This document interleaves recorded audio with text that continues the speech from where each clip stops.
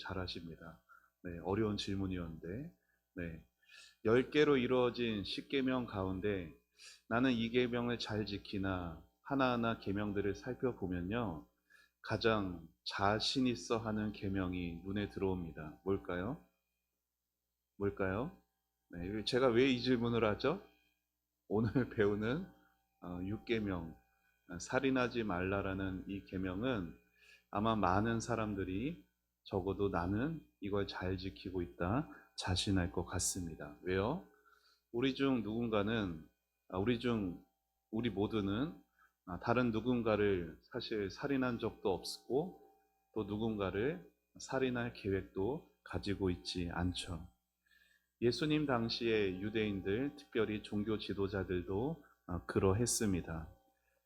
그들은 다른 유대인들 죽이거나 살인한 적이 없기 때문에 그들은 자기 스스로를 의롭다고 생각했습니다. 하지만 육계명의 진정한 의미를 알면 그렇게 자신 있게 말할 수는 없게 됩니다.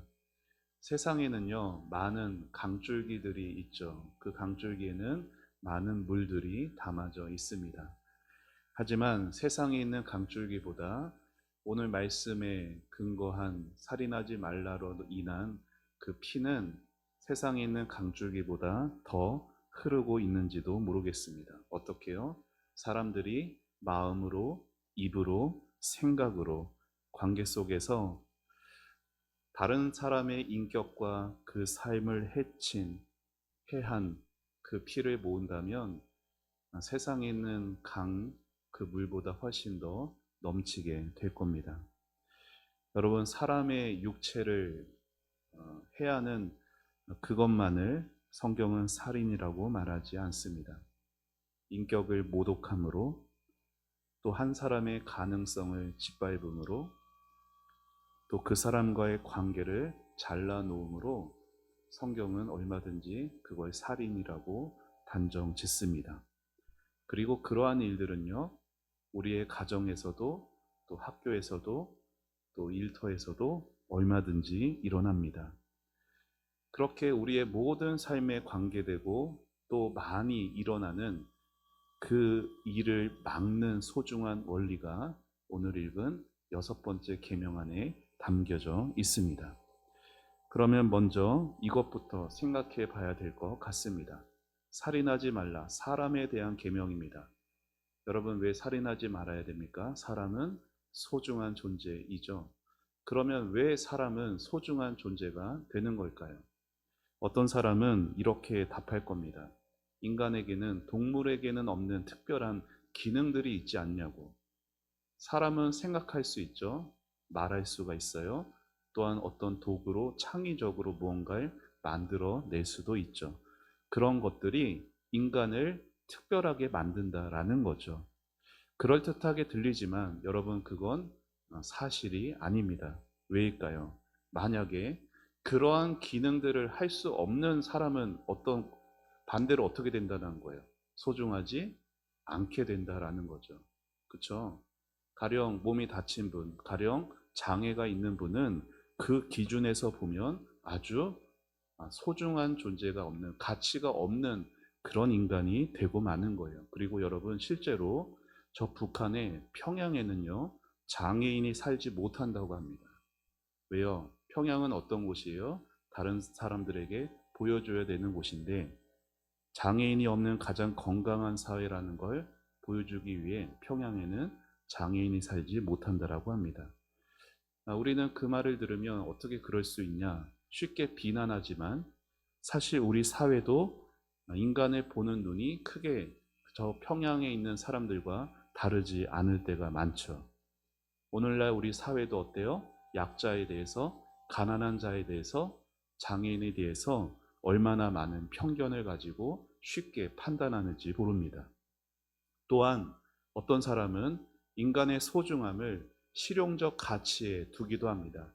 실용적 가치에 둔다란 말이 뭐냐? 쉽게 말하면 나에게 도움이 되는 사람이 소중하다는 거예요. 그러니까 나한테 실제로 유용한 사람이 소중한 존재가 되는 거죠. 가령 우리가 어렸을 때 여러분, 우리에게 가장 소중한, 어린 자녀에게 가장 소중한 존재는 누굽니까? 그렇죠. 부모님입니다. 그렇죠.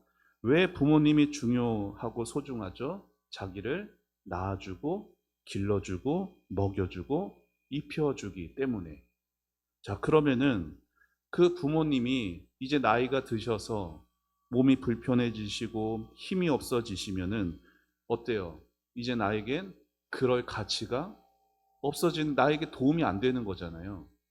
여러분, 그러면은 부모님은 어렸을 때는 소중했다가 이제 내가 크고 부모님이 나이가 많이 드시면 소중하지 않게 되는 건가요?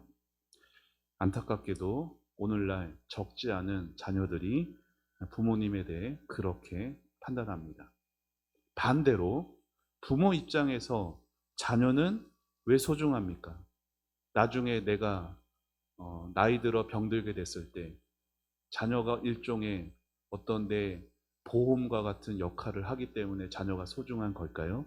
그러면 능력 없는 자녀는 함부로 대해도 되는 걸까요? 가정에서든 직장에서든 친구 사이든 나에게 도움이 되느냐 아니냐로 그 사람의 가치를 판단하는 것, 이것 또한 근본적으로 잘못된 것이 되겠죠. 여러분, 사람이 소중한 이유는 그 사람이 어떤 기능을 할 수 있어서도 아니고 그 사람이 나에게 도움이 되어서도 아닙니다. 사람의 존재가 소중한 이유는, 저를 따라해 보시죠. 하나님과의 관계 때문에. 여러분, 사람은 누가 지으셨어요? 하나님이 지으셨습니다. 어떻게 지으셨어요? 하나님께서 흙으로 사람을 지으셨습니다. 맞습니까? 흙으로 사람을 지으셨지만 여러분, 그 흙 자체가 사람이 된 것은 아니죠. 그렇죠? 흙으로 사람을 빚으시고 어떻게 하셨어요? 그 코에 하나님께서 생기를 불어 넣으셨습니다. 그래서 비로소 사람이 된 것이죠. 여러분, 그렇게 우리의 생명은 어디서 시작이 됐어요? 하나님에게서 시작이 됐습니다. 그래서 우리 한 사람 한 사람은 하나님의 손으로 만드신 아주 특별한 걸작품이다. 이런 말 많이 들어보셨을 거예요. 자, 창세기 1장 말씀 같이 읽어봅시다. 시작. 하나님이 자기 형상 곧 하나님의 형상대로 사람을 창조하시되 남자와 여자를 창조하시고. 아멘. 여러분, 하나님이 자기 형상, 하나님의 형상대로 사람을 창조하셨다라는 게 무슨 뜻일까요? 우리가 보통 사람의 생김새가 다 다르잖아요. 그러면은 어쨌든 사람이니까 눈이 몇 개 있어요? 눈이 두 개 있고, 입은 몇 개죠? 입은 하나, 코는 하나. 그러면 하나님은 하나님의 형상으로 우리를 창조하셨으니 하나님은 눈이 두 개고 입이 하나고 코가 하나고 그런 걸 말하는 걸까요? 아닙니다. 하나님은 어떤 분이세요? 영이세요. 하나님이 영이시란 말이 뭐예요?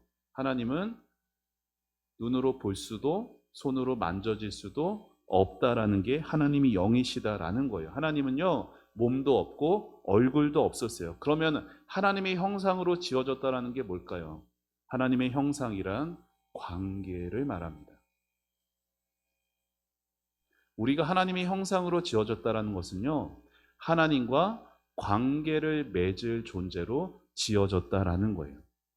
하나님이 왜 사람을 지으셨어요? 그 사람이 나를, 하나님을 마음을 다해 사랑할 수 있기를, 날마다 하나님을 닮아갈 수 있기를, 그리고 하나님이 주신 그 사랑으로 이웃을 사랑하고, 그리고 이 땅에서 하나님 대신하여 세상을 돌보고 다스리는 존재가 되게 하려고 하나님이 자신의 형상대로 사람을 지으셨어요. 따라서 이 땅에 있는 모든 인생들은요, 헛되게 아무렇게나 우연히 이 땅에 있는 사람은 한 사람도 없습니다. 어떤 사람은 능력이 더 많을 수도 있고 어떤 사람은 상대적으로 좀 할 줄 아는 게 적을 수도 있으나 한 사람 한 사람은 하나님께서 아주 귀히 여기는 존재예요. 얼마만큼? 하나님께서 자기 모든 영광을 하늘에 두시고 이 땅에 그 사람의 몸을 입고 오셔서 십자가에서 죽기까지 구원하고 살려내시는 만큼 한 사람 한 사람은 하나님에게 아주 귀한, 존귀한 분들입니다. 우리 서로 보면서 이렇게 한번 인사해 봅시다. 당신은 아주 귀한 분입니다. 인사해 볼까요?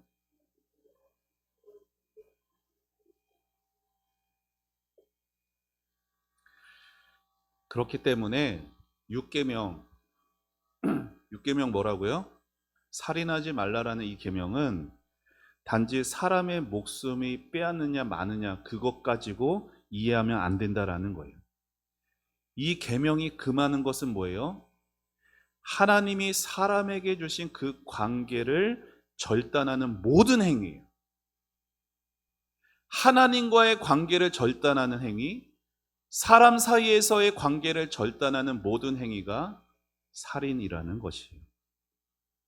하나님을 사랑하고 하나님의 사랑받을 그 관계를 끊어버리는 것, 그리고 내가 하나님께 사랑받은 존재인데 내가 얼마나 존귀한 존재인지 나 자신에 대해서도 내 마음대로 잘라내 버리는 것, 이웃을 사랑하고 이웃에게 사랑받아야 할 내 옆에 있는 다른 지체를 관계에서 잘라내 버리는 것이 다 하나님 보실 때는 살인이라는 것입니다.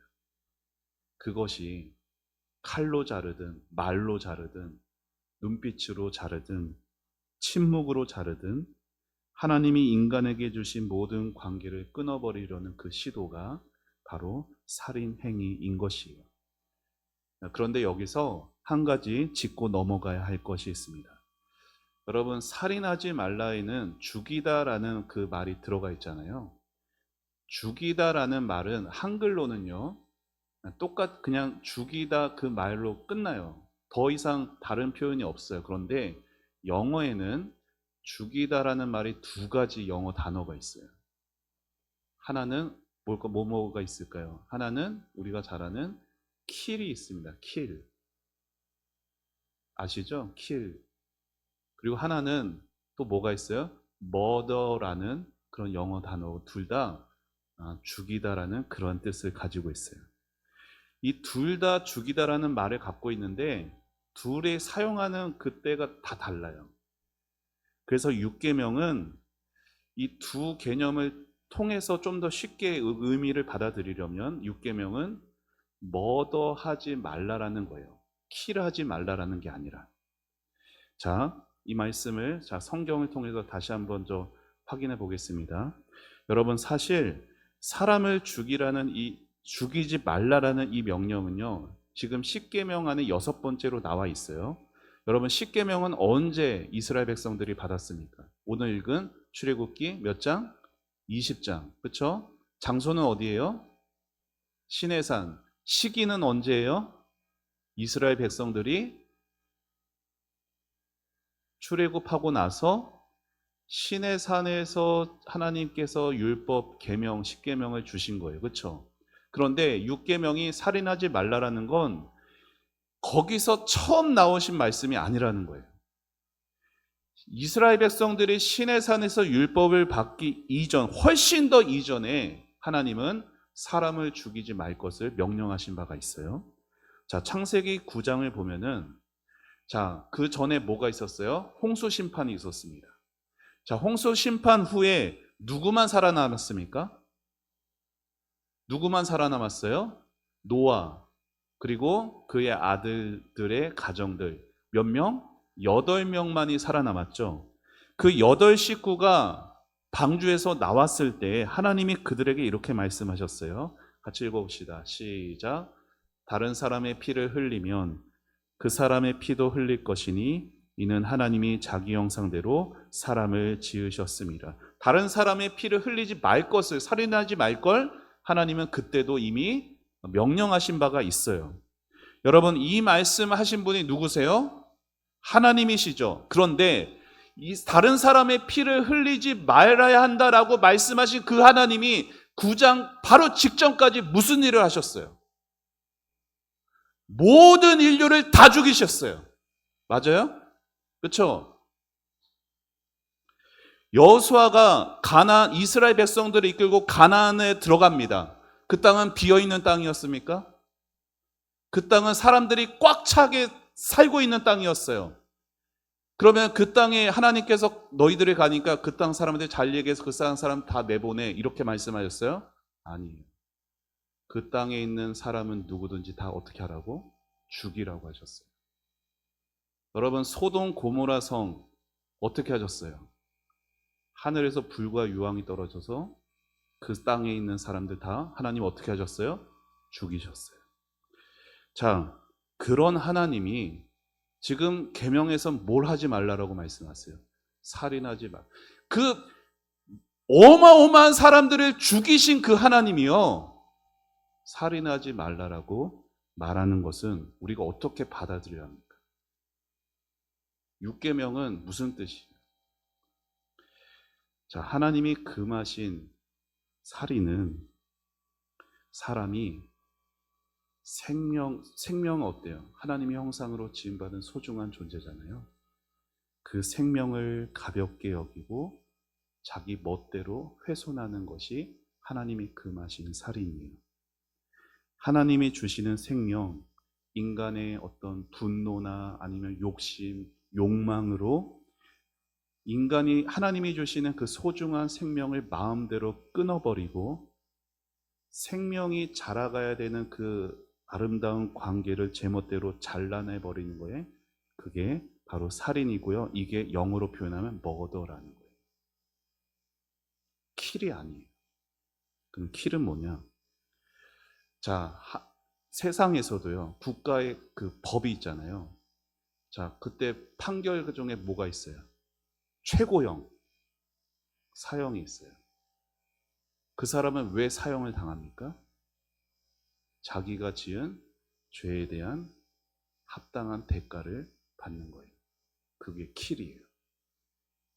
자, 하나님은 육계명을 어기신 분입니까? 아니에요. 여러분, 이 세상에 있는 노아의 8 식구 말고 이 세상 사람들 모든 인류가 다 홍수 심판으로 다 죽었을 때 하나님이 그들을 머더하신 게 아니라 그들이 지은 그 죄 가운데 그 대가를 받은 거예요. 여호수아가 이스라엘 백성들을 이끌고 가나안 땅에 들어가서 가나안 땅에 살던 사람들은 억울하게 다 죽어나간 사람들이 아니라 그들이 지은 죄에 대해 하나님이 심판, 그 죄에 대한 대가를 받은 거예요. 소돔과 고모라 땅에 멸망당한, 킬당한 사람들은 다 그들의 죄에 대해 그 대가를 받은 것이에요. 살인하지 말라라는 것이 그렇게 구분이 서야 돼요. 이게 구분이 안 서면요, 어떻게 돼요? 하나님을 오해할 수밖에 없는 거예요. 그래서 이 살인하지 말라라는 이 계명은 하나님께서 우리의 생명을 얼마나 귀하게 여기시는지, 머더하지 말라고 하나님 말씀하셨는데 다른 사람의 생명을 소중히 여기지 않고 함부로 대하는 사람 하나님이 어떻게 하신다는 거예요? 킬하신다는 거예요. 그러니까 얼마나 하나님께서 한 생명 한 생명을 귀하게 여기시는가를 이 짧은 살인하지 말라 이 6글자 안에 하나님의 그 마음이 담아져 있는 것이에요. 여러분, 우리는 전쟁에 나갈 수 있습니다. 그렇죠? 우리나라는요, 전 세계에서 유일하게 분단 국가입니다. 저 북한군이 우리나라를 위협하기 위해서 침략해 오면은 우리는 어떻게 해야 돼요? 당신은 사랑받기 위해 태어난 사람 해야 됩니까? 무기를 들어야 돼요. 그렇죠? 그리고 싸워야 합니다. 여러분, 우리나라는 군대를 자원해서 가나요? 끌려갑니다. 그렇죠? 네, 억지로 갑니다. 저도 군대를 갔다 왔죠. 네, 군대에서요, 저 총도 쏴봤고요, 수류탄도 던져봤습니다. 여러분, 제가 그렇게 훈련을 받은 것은 사람 죽이는 연습을 한 게 아니잖아요. 그렇죠? 우리 가족과 또 이 나라의 국민들을 안전하게 지키기 위해 그렇게 해서 훈련을 받은 거예요. 그렇게 전쟁 가운데 방어하기 위해, 지키기 위해서 그렇게 사람을 죽이는 걸 살인이라고 말하지 않습니다. 그래서 살인하지 말라라는 이 6계명의 가장 중요한 개념은 나라는 것에서부터 나라는 것으로 정리할 수가 있어요. 무슨 말이냐면 나 때문에, 그러니까 나 중심적인 것, 나 때문에 내가 화가 나서 내가 갖고 싶은 걸 얻기 위해 내 의도와 내 계획으로 누군가의 생각과 누군가의 그 생명을 훼손하고 그 관계를 잘라낸다면 그건 살인이 되는 것이라는 거예요. 자, 예수님께서 이에 대해 이렇게 말씀하셨어요. 산상수훈에서 읽어봅시다. 시작. 옛사람에게 말한 바 살인하지 말라. 누구든지 살인하면 심판을 받게 되리라 하였다는 것을 너희가 들었으나 나는 너희에게 이르노니 형제 계속 있습니다. 시작. 나는 너희에게 이르노니 형제에게 노하는 자마다 심판을 받게 되고 형제를 대하여 라가라 하는 자는 공회에 잡혀가게 되고 미련한 놈이라 하는 자는 지옥불에 들어가게 되리라. 아멘. 자, 21절만 들었을 때는 이 말씀을 들은 종교 지도자, 바리새인, 서기관 이런 사람들 자신만만했을 것 같습니다. 누구든지 살인하면 심판을 받게 될 것이다. 아, 나는 사람을 안 죽였으니 나는 이 말씀에 해당되지 않아라고 생각했을지 모르겠죠. 그런데 예수님은 그들의 마음을 훤히 아시는 듯이 22절 말씀을 말씀하신 거예요. 뭐라고? 형제에게 분노하는 자마다 뭐 한 거라고요? 사람은 살인한 거고, 라가라고 욕을 하는 것도 살인이 되고, 미련한 놈이라고 멸시하는 것은 지옥불에 떨어진다. 여러분, 이 말씀 앞에 나는 아니지요 자신 있게 말할 사람이 우리 중에 누가 있습니까? 그렇죠? 참 두려운 말씀입니다. 그래서 어찌 보면 칼에 찔려 죽는 사람보다 혀에 찔려 죽는 사람이 훨씬 더 많을 겁니다. 교회 안에서도 다른 누군가에 대해서 저 성도 참 나쁜 성도야 라는 사람을 그렇게 누군가 악평을 했어요. 그러면 그 말을 들은 사람은 그 사람에 대해서 어떻게 생각하게 될까요? 아, 저 사람 안 좋고 나쁜 사람이구나. 이렇게 여기게 여러분이 만들었다면 여러분은 뭐 한 거예요? 그 사람을 죽인 사람이 되는 거예요. 그렇게 공동체 안에서 한 사람을 왕따는요, 학교에만 있는 게 아니에요. 어디서든지 공동체 안에 다 있을 수 있어요. 가족에서도, 교회에서도, 일터에서도.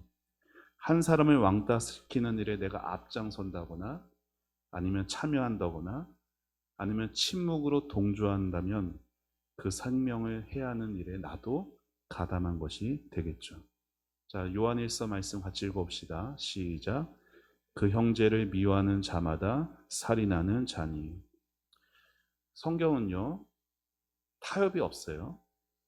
성경은 분명히 말하고 있어요. 사람의 가치를 훼손하는 건 하나님을 모독하는 것입니다. 왜요? 그 형상을 만드신 분이 누구시니까? 하나님이시니까. 자, 이렇게 단지 육체를 해하고 가하고 하는 그런 것만 말하는 게 아니라 살인에 대한 개념을 여러분이 분명히 아셔야 할 겁니다. 자, 6계명의 말씀은 여기서 더 나아갑니다. 다른 사람의 생명만이 아니라 내 생명도 함부로 해선 안 되는 걸 가르치고 있어요. 하이델베르크 유르이문답은. 자, 내 생명 누구 겁니까? 자, 예수를 믿는 사람은 반드시 이 개념이 있어야 돼요. 내 생명은 누구 거다? 하나님 거다. 내 생명은 내 것이 아니다라는 것에 대한 확신이 있어야 돼요. 내 생명의 주인은 누구시다? 하나님이시다. 인생 살다 보면 괴롭고 아프고 힘든 순간이 있을 수 있습니까? 없습니까? 있을 수 있다 못해 아주 많기도 합니다. 그렇죠? 그리고 길기도 합니다. 그게 끝나지 않고 계속 되다 보면은 어떤 마음이 들까요? 때로는 포기하고 싶은 마음도 들 수가 있겠죠. 예수를 믿는 신앙이 있어도요, 믿음이 있어도 그런 마음은 들 수가 있습니다. 마음에 병이 걸리면요, 그럴 수가 있어요. 그 마음을 정죄하려는 게 아니에요. 다만 우리는 이것을 항상 놓치지 말아야 돼요. 무엇을요? 하나님이 내 생명을 시작하셨고 하나님이 내 생명을 소중히 여기고 계시다는 것. 여러분, 우리는 이것을 놓치지 말아야 합니다. 오늘 뉴스에 또 젊은 탤런트 배우가 생을 마감했더라고요. 40살밖에 안 됐는데.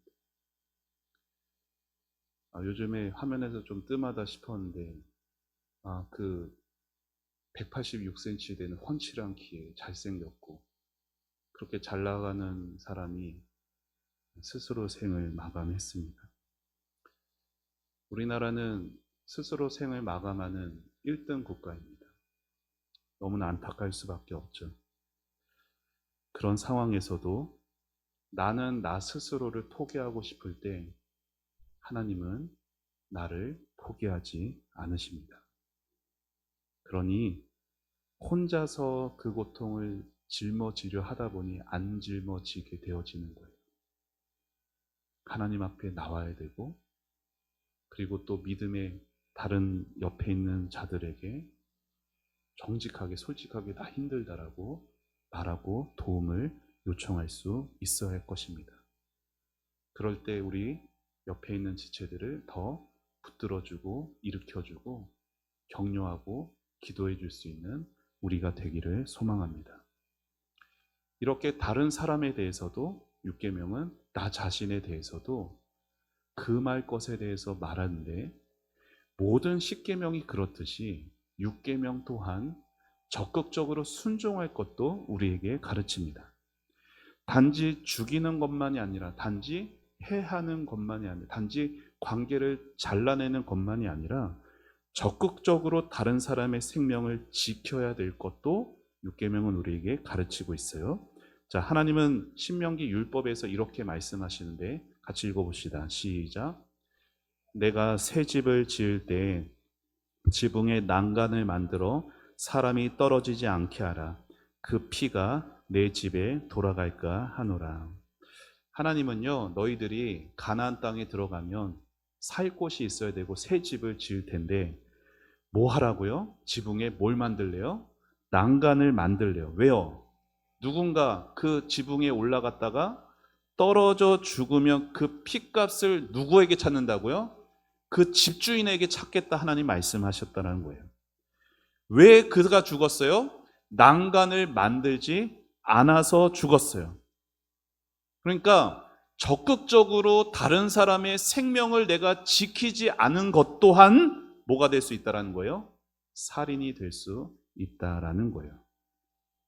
여러분, 우리 나라에서도 참혹한 그런 일들이 얼마나 무너졌습니까? 성수대교가 무너졌어요. 삼풍백화점이 무너졌어요. 또 가슴 아프게 세월호가 침몰했습니다. 여러분, 누가 다리를 무너뜨리라고 했습니까? 누가 그 건물을 무너지게 했습니까? 누가 배를 뒤집어 버렸습니까? 그러라고 지시한 사람은 아무도 없어요. 그런데 뭐 하지 않은 거예요? 적극적으로 사람의 생명을 지키려고 하는 그런 의지가 없었어요. 그래서 그 참사가 일어났죠.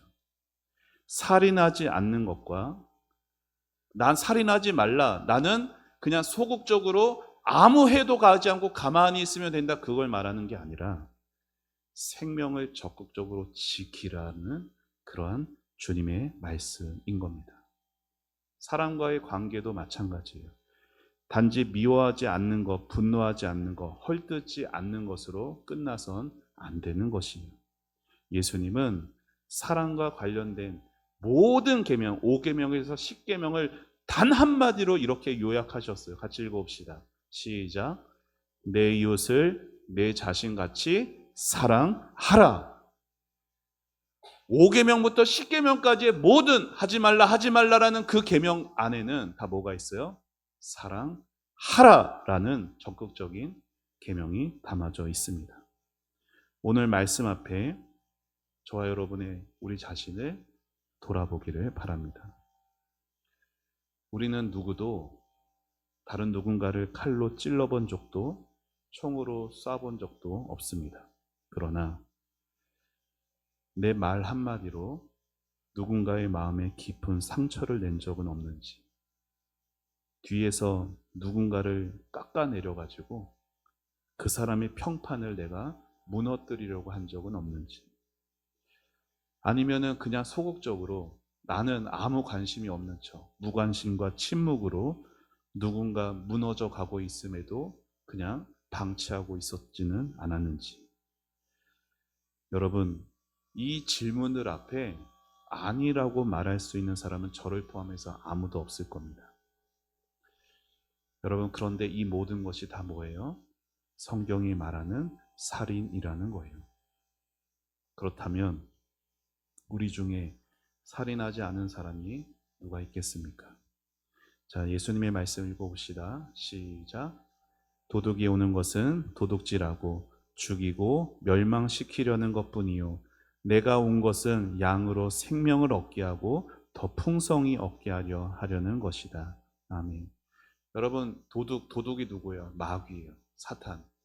사탄 마귀의 목적과 우리 예수님의 목적은 분명합니다.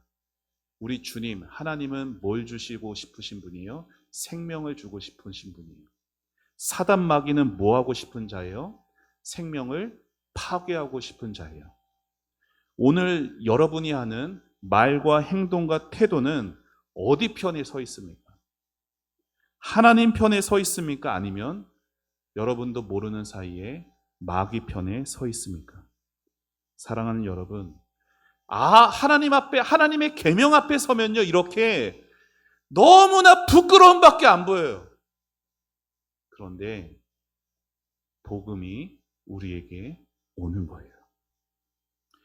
예수님이 십자가에서 달려 죽으신 이유를 생각해 보세요. 예수님이 왜 십자가에서 달려 죽으셨어요? 다름이 아니라 살인범인 저와 여러분 때문이에요. 칼은 들어본 적은 없으나 우리는 말로, 우리의 감정으로, 우리의 무관심으로 수없이 많은 살인을 저질러 왔습니다. 하나님의 형상들을 무시했고 그들의 가치를 훼손했고, 그리고 심지어 내 안의 생명조차 우리는 어쩔 땐 함부로 다루기도 했습니다. 그런 우리를 정죄하기 위해서가 아니라 살리시기 위해 예수님이 오신 거예요. 우리가 남의 생명을 해하고 있을 때, 우리가 다른 사람 속된 말로 뒷담화질을 하고 있을 때 예수님은 십자가에서 피를 흘려주셨습니다. 우리가 관계를 끊고 있을 때 예수님은 그 찢어진 관계를 자기 몸으로 다시 싸매어 주셨어요. 십자가에서 흘리신 그 피가 살인자인 우리를 정죄하는 피가 아닌 살인자인 우리를 용서하고 다시 살리시는 그러한 보혈입니다. 그 십자가의 사랑을 받은 성도는요, 달라질 수밖에 없어요. 예수님 믿기 전에 우리는 다 내 마음대로 나밖에 모르는 자기 중심적인 사람이었고, 내가 왕이었고 내 감정이 기준이었고 내 만족이 목적이었는데, 이웃을 내 몸처럼 사랑하라는 그 주님의 말씀은 언제나 나랑 상관없고 내가 할 수 없는 불가능한 말씀이었죠. 그러나 십자가의 그 사랑을 받은 우리는 이제 우리 안에 새로운 동기가 생기게 됩니다. 왜요? 나 같은 사람조차 살리려고 죽어주신 그 예수님의 사랑이 우리 안에 있거든요. 우리 안에는 새로운 힘과 동력이 생겼어요. 왜요? 우리 안에 찾아오신, 우리를 떠나지 않으시는 성령님이 우리 안에 계시기 때문입니다. 그 사랑에 감격하고 그 성령을 의지하는 사람은 이 땅에 살면서 더 이상 사람을 말로 죽이지 않을 겁니다. 물론 우리는 완벽할 수는 없어요. 그러나 적어도 그때그때마다 돌이킬 것입니다. 그리고 다시금 하나님의 성령의 은혜를 구하면서 죽이는 말이 아니라 살리는 말, 깎아내리려는 말이 아니라 세워주는 말을 하려고 할 것입니다. 그러니 오늘 우리의 입에서 나가는 그 말을 잘 들여다보세요. 내 말이 오늘도 다른 누군가를 죽이고 있는 것은 아닌지, 아니면 오늘 내 말이 다른 누군가를 살리고 있는 말은 아닌지 돌아보시기를 바랍니다. 그래서 우리 곁에 있는 사랑하는 가족과 이웃과 또 우리 믿음의 동료들, 형제 자매들을 바라보는 우리의 시선이, 우리의 생각이 예수님처럼, 예수님의 시선으로, 그리고 예수님을 대하듯이 그렇게 바라보고 대하면서 예수님을 더 많이 닮아가게 되어지는 그러한 저와 여러분이 되기를 주님의 이름으로 축원합니다.